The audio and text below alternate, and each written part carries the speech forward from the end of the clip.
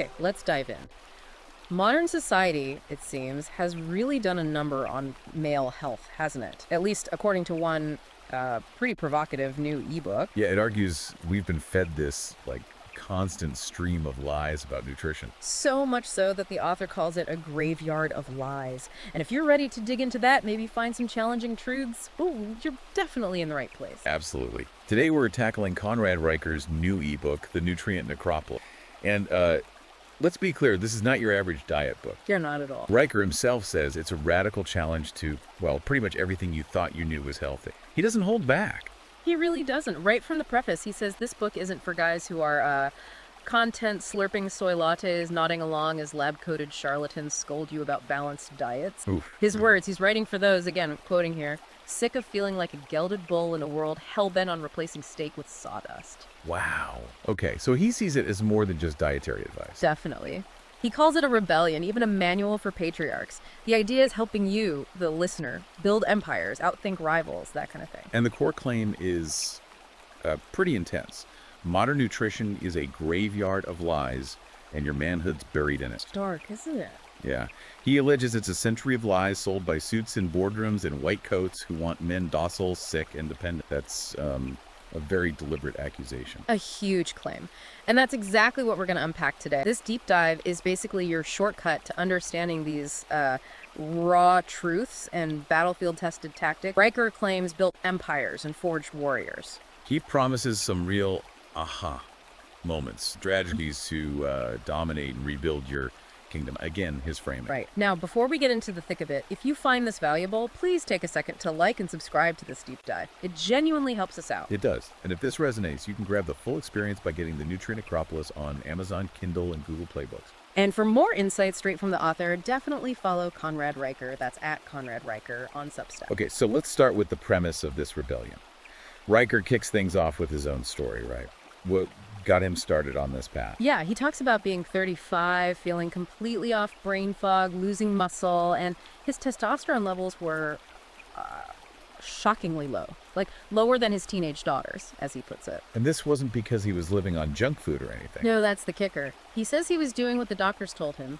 Statins, soy smoothies, the whole conventional package. Huh.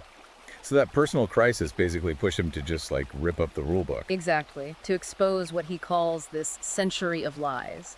And he contrasts his experience with some powerful historical examples. The Roman legion? Yeah, claiming they conquered continents on one meal a day. And then you have Inuit hunters thriving in frozen hellscapes eating blubber, not protein shakes. Right, using these extreme examples to contrast with modern men who he says are, choking down heart-healthy cereal like a peasant? Yeah, and wondering why they feel weak. But it's not just about habits. He goes after the science itself. Oh yeah, the allegations against specific studies are pretty bold. He claims the Framingham study, the big heart study, actually hid the cholesterol con. Wow.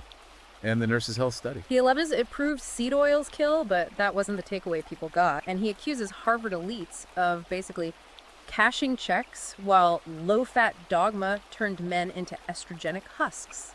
Okay, those are fighting words. It really frames the whole book as this counter-narrative, this rebellion against the establishment. Totally. He's very clear. The Nutrient Necropolis is not a diet book. It's a rebellion. His goal is showing you how to render tallow, crush vegan fairy tales, and feast like Caesar without becoming a bloated corpse. And the promised results are pretty dramatic, too. Oh, yeah. Your energy soars, your muscles roar, and your brain fires like a Gatling gun. He positions it as a manual for men who want to lead, win, and die old with grip strength that cracks walnuts. Right, reclaiming that sort of primal power he thinks has been lost. Exactly.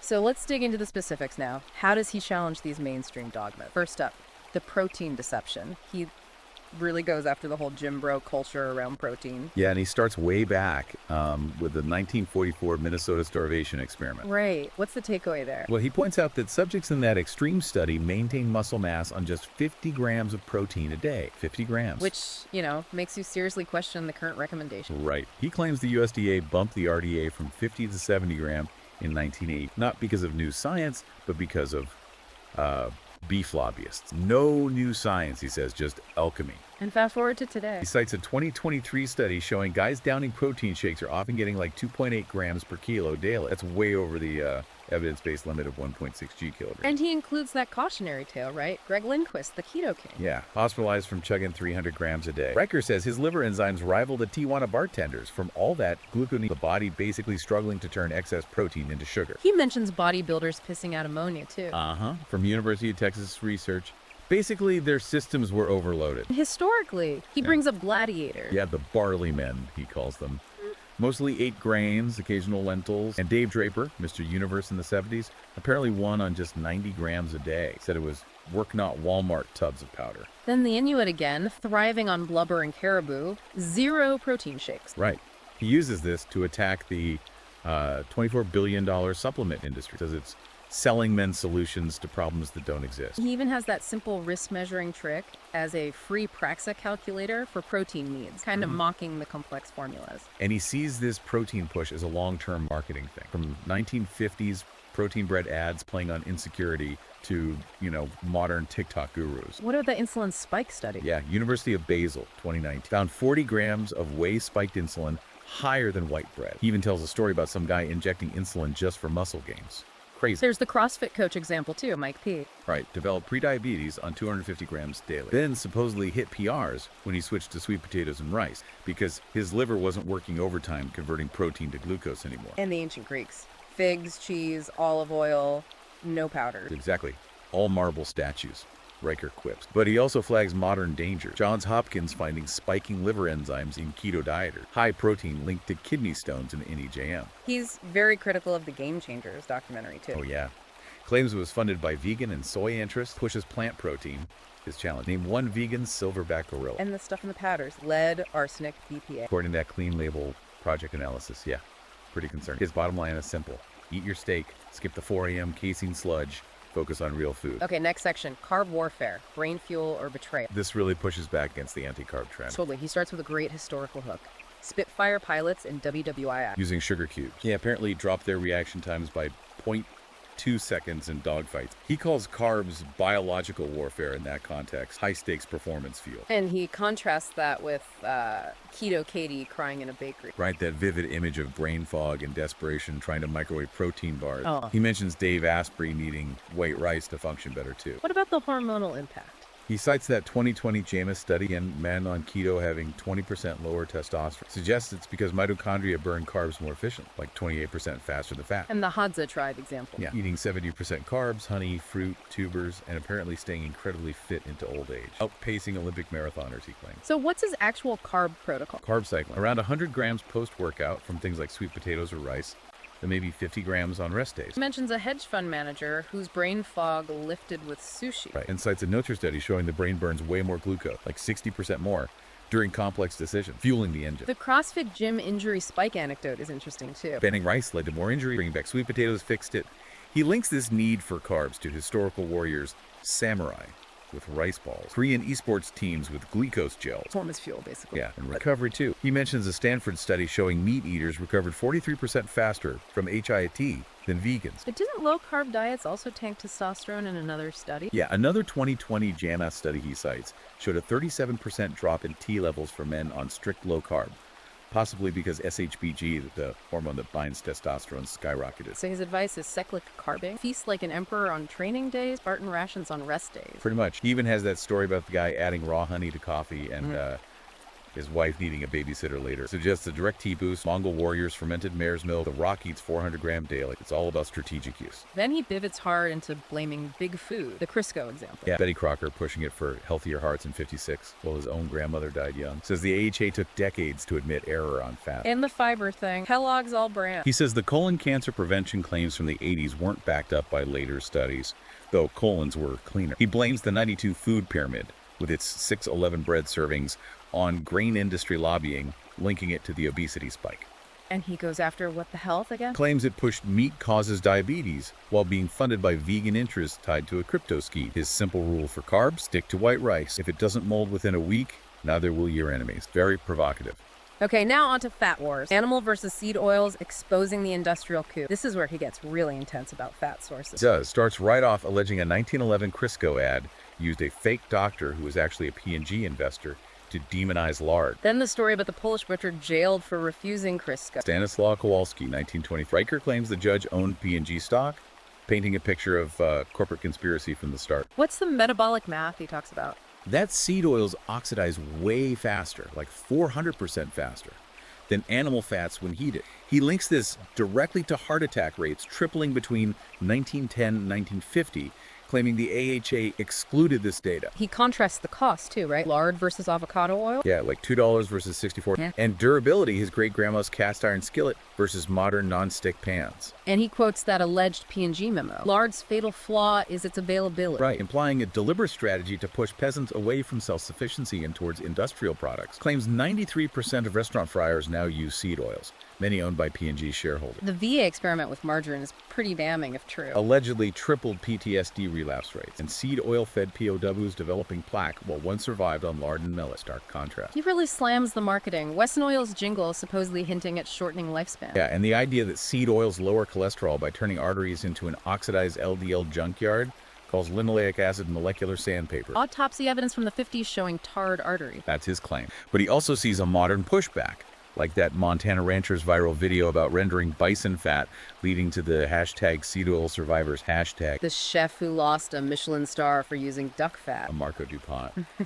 Then his banned fat steakhouse supposedly out-earned the old place. And the FDA raid on the Wisconsin lard maker, whose grandson now sells tons of tallow. It's a rebellion narrative. So what are his practical tiers for fats? God tier is callow lard, saint tier is butter ghee, and peasant tier is olive avocado, but only for cold use. He stresses the simplicity. 18 chemical processes for seed oils versus just heat for tallow. The 93-year-old Cretan butcher story is memorable. Frying lamb and lard daily, outliving his doctor. And the Wynn study, one sister getting fatty liver on seed oils, the other winning athletic medals, cooking with lard. He connects linoleic acid to dementia risk too, from Framingham data. Claims every 1% increase hikes, risk 62. Cites alleged corporate memos showing awareness of obesity links back in 80s. And the really dramatic claim, Alzheimer's didn't exist before Crisco. Wow. And his fix for this oxidative damage. Protocol involving saunas, beef liver capsules, and tallow and coffee. Pretty hardcore. Okay, shifting focus slightly. Feast, famine, and dominance. Strategic eating for power. This is about when and how often we eat. Exact. Starts with those 1943 Pittsburgh steelworkers. One massive 4,000 calorie meal at noon. Yeah, and supposedly outlifting modern gym goers. His point, body needs focused energy, not constant grazing. Can't digest a salad and deadlift a Buick simultaneously, as he puts it. Medieval knights fasting before battle for focus. Right. Contrast that with snacking all day. He brings up autophagy, the cellular cleanup process triggered by fasting, referencing Nobel winner Osumi.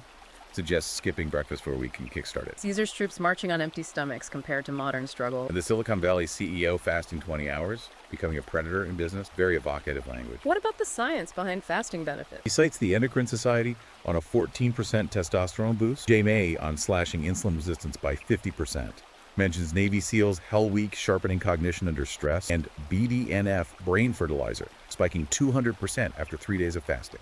He really debunks the breakfast is king idea. Calls it a Kellogg's ad campaign from 1940, points to a BMJ meta-analysis finding no link to weight loss, and historical examples like Romans and Spartans eating less frequently. The dangers of eating late. University of Barcelona study linking eating after 7 p.m. to higher diabetes risk. Night shift workers gaining more fat due to melatonin messing with insulin production. So what's his circadian plate protocol? Load up early. 50% of calories before 3 p.m., 35% by 6 p.m., only 15% for snacks, fasting from 5 p.m. to 8 a.m. Roman hours. He even brings in Byzantine Emperor Basil II, banning ministers from eating late to keep them sharp. Claims front-loading calories improves decision-making and boosts free T. WII pilots hitting more targets after early dinners. Okay, now the big one, testosterone. Food as patriarchy, reclaiming male vitality. This is central to his thesis. Absolutely. Starts with Spartans in 480 BC, throwing lentils in the river. Calling them food for slaves and eunuchs. Yeah, linking their diet directly to being history's most lethal infantry. A direct connection between food and masculine power, as he sees it. And the MMA fighter, Derek Thompson. Carnivore diet supposedly took his T from 450 to 890.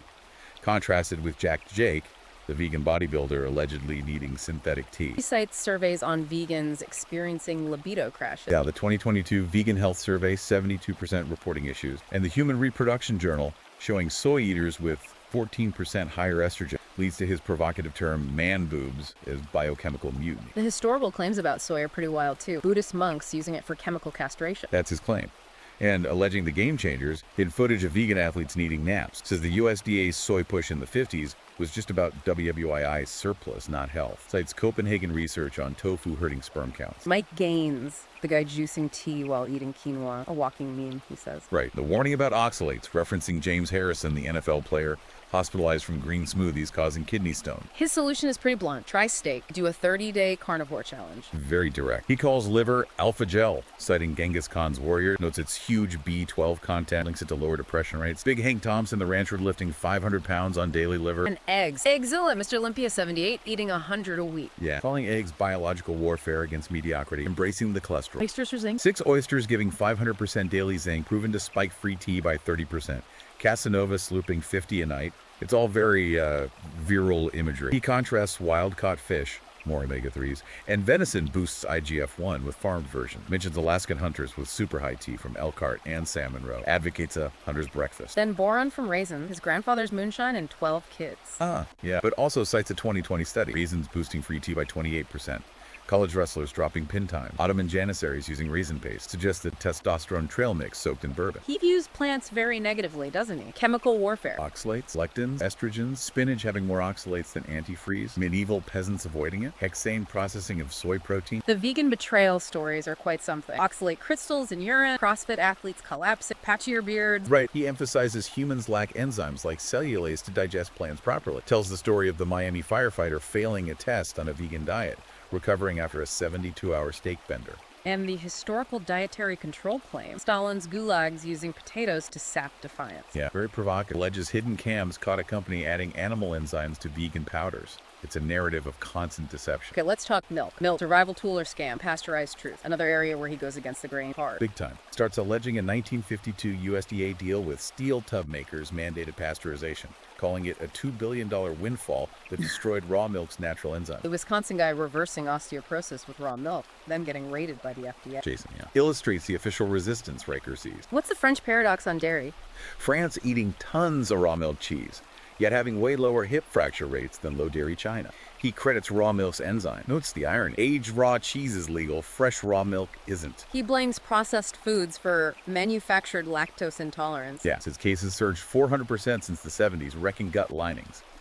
Contrast this with Maasai warriors chugging raw milk daily, having large LDL particles that he claims don't cause heart attacks. And he slams the Got Milk campaign. Calls it a $200 million PR stunt to distract from rising complaints about digestion. The 1936 German strength coach chugging raw milk before a massive deadlift is a powerful image. Jürgen Seal, yeah. And the claim about 750,000 pus cells allowed per liter in pasteurized milk is pretty shocking. Clint Iron John McAllister jailed for selling liquid steak. His raw milk supposedly had way more lactoferrin, now runs a successful underground moo network. Riker also claims Big Pharma lobbied against raw milk because its natural IGF-1 competed with growth hormone drugs. Kenyan marathoners crediting raw goat milk, better gut bacteria. Yeah, 40% more butyrate producers, he claimed. Better gut health. He argues pasteurization creates inflammatory oxystrols from cholesterol, citing that UC Davis study about them binding to arterial walls faster. And pushing tofu for calcium while ignoring dairy-rich Netherlands having lower osteoporosis rates than Japan. Right. Points to medieval knights eating cheese and fermented butter.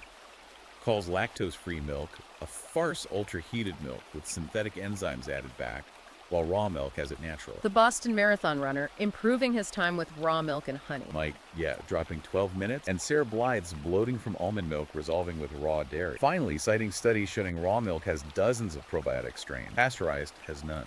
And that gut journal study is suggesting many lactose-intolerant people are actually reacting to seed oils and dairy products.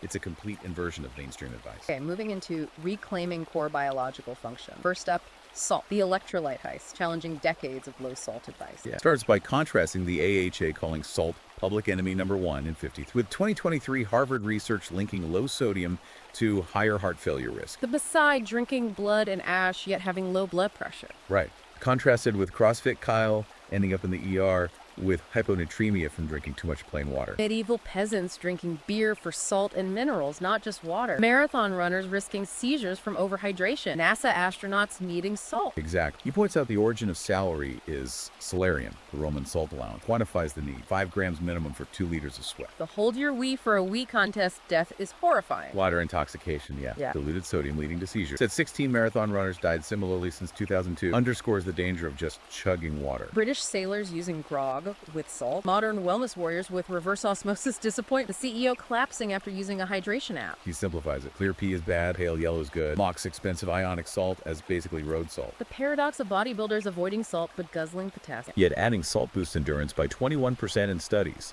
He links historical salt riots to Whole Foods, charging $8 for pink salt, commodifying a basic need. What's his electrolyte cheat code? Simple stuff. Morton salt, no salt for potassium, magnesium citrate, all in water. Cites samurai using salt, a rancher hitting 1100 T salting ribeyes. Links night shift fat gain to disrupted sodium rhythm. Cites a Stanford trial showing better endurance when salt is consumed earlier in the day. Circadian timing matters. Okay, next controversial topic. Fiber, the unnecessary burden. Start strong. 1928 study showing Inuit ate zero fiber, had almost no constipation, hemorrhoids, colon cancer, while modern men down psyllium husk shakes. Cites a meta-analysis showing fiber supplements often cause bloating, gas, cramp. Yeah, 68% of users reported issues. Tells the story of the CrossFit coach whose digestion massively improved after ditching oatmeal for steak and eggs. Poop like a Roman emperor. Traces the fiber fetish back to Victorian doctors prescribing bran to stop masturbation. Serious. That's his claim. And Kellogg pushing cornflakes as a broom for the bowels. Alleges cereal lobbyists funded fiber studies exposed in Gut Check. Claims fiber fuels firmicutes bacteria linked to weight gain, and the Crohn's patient whose symptoms vanished after switching to steak. Right. He warns about the 3-day dirt nap adaptation phase if you quit fiber cold turkey. Tells that story about his wife sneaking sweet potato into his ribeye as culinary incompatibility. The IBD patient whose colon became pristine as a Viking shield on Kobe beef. His line, herbivores get eaten, lions don't nibble quinoa. Cites Stanford study showing less bloating in carnivores. Genghis Khan didn't use arugula. Warns again about plant chemical warfare. Oxalates, lectins, phytoestrogens. Spinach having more oxalates than antifreeze. Kellogg patenting cornflakes as an anti-masturbatory tool. Wild stuff. Claims his sanitarium menu influenced USDA guidelines. The 1953 Grape Nuts ad. Keep him regular and obedient. San Quentin prisoners developing rectal prolapse on brand diets. Grim detail. Alleges Kellogg spent millions lobbying USDA for mandatory roughage. Cites a study linking high fiber to higher appendicitis rates. Argues fiber creates dependency. Grandpa Gus living to 99 on ribeyes and whiskey with a pristine colon. France and Argentina having lower colon cancer rates. Contrasting examples. Cites a Harvard meta-analysis. IBS patients slashing fibrosol symptoms dropped 72%. MMA fighter ditching beans and broccoli. Contrasts Roman gladiators, barley gruel, arthritis, parasite, with Maasai blood milk meat. Finally, under reclaiming function, water, the hydration trap, challenging the drink constantly mantra. Starts with a Texas construction worker, Dave McAllister, ditching his Nalgene, drinking only when thirsty, and his kidney stones disappearing. Energy spike. Highlights hyponatremia danger. Again, the CrossFit guy chugging 10 liters, ending up in the hospital. 37% of marathon runners risking seizure. Points out historical hydration wasn't just water. Roman wine mixers, medieval weak beer. Calls alkaline mineral water a scam. Chemically identical to tap water. Cites the NFL player collapsing from overhydration. Emphasizes thirst as the real signal, kicking in after electrolyte loss. Cravings for pickles or cheese are better guides. Pea color again. Clear is bad, pale yellow good. Grandpa's whiskey-laced longevity. Korean War POWs. Pork fat broth drinkers retained muscle. Vegetable oil drinkers got clogged arteries. Bone broth repaired gut walls. The MMA fighter ditching Gatorade for marrow brew, cutting water weight without cramps. Coca-Cola allegedly painting bone broth as peasant swill while pushing sugar water. Samurai brewed green tea. Vikings fermented mead. Argues bottled water is a deception. National Academy of Sciences admitted in 74 humans hydrate fine through food coffee, 8 glasses a day, as Coca-Nestle marketing. His Italian grandmother drinking espresso and Chianti, scoffing at water. Cites NIH study. Coffee drinkers retain electrolytes better. The tech CEO replacing water with espresso, adding salt, sharpening focus.